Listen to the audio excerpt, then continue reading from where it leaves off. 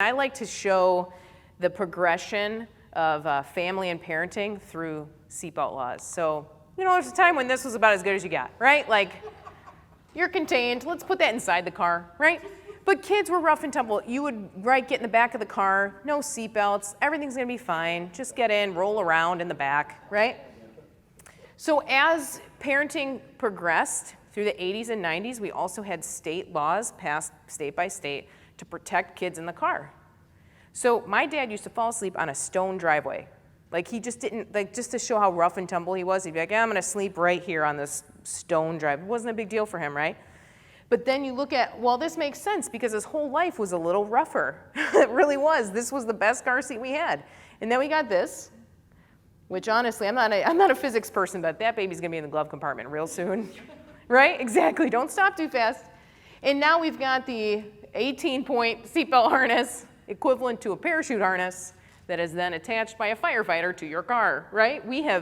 There's just one example of how child safety has escalated. Again, great, less kids are getting hurt in car accidents. And the perspective of millennial is that everyone is looking out for me. You're looking out for me, you're considering my well-being. My teacher's doing Dare to Keep Kids Off Drugs.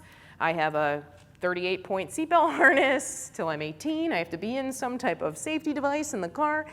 There's a whole mentality around millennials that everyone is actually looking out for them because of how they were raised. So not just their parents, but the actual society as a whole, because it was law, right? I couldn't ride my bike in New York State without a helmet on. That was like illegal as an 8-year-old, right? Parenting has also changed. Parenting trends, there's about 4 major parenting trends. But parenting trends at this time, raising kids, the authoritarian type of leadership, we didn't keep doing that. We started to move more to a democracy. Hey, let's all vote. Where do we want to go to dinner? Where do we want to go for vacation? We're going to make this decision as a family. Even millennials, as they grow up, report closer relationships to their parents than Gen Xers and Boomers. They typically, on average, speak to their parents every day, even if it's just via text. They're also living with them longer, right? So family dynamics there isn't this like, get out of the house. And there's a lot of reasons why millennials are moving back. A lot of it has to do with college debt, which is a whole other conversation. But the idea that my parents they're not authority figures. They're like my hero, they're my mentor. Same thing with teachers. So millennials would say the top 2 heroes in my life are my parents and my teachers. So they're looking up to us, up to you, in a way that's different than just my parents are authority and teachers are authority. There's much more kind of relationship connection there that looks different, more like a friendship, right, than authoritarian.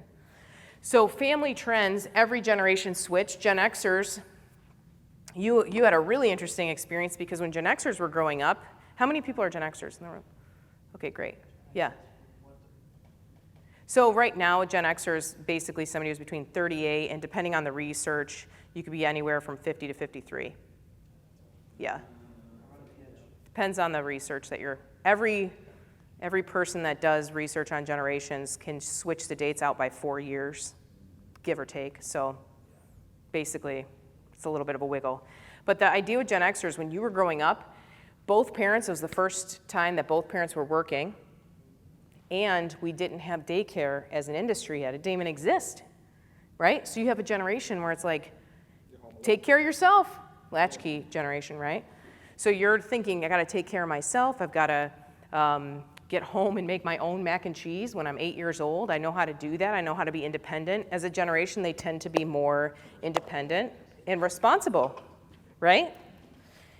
Watch your little brothers and sisters or pick them up from school. So think about how that would impact how you come to work.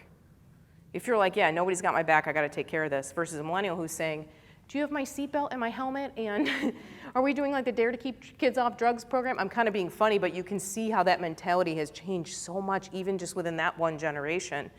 And then we're all at work together. We're gonna look and expect different things.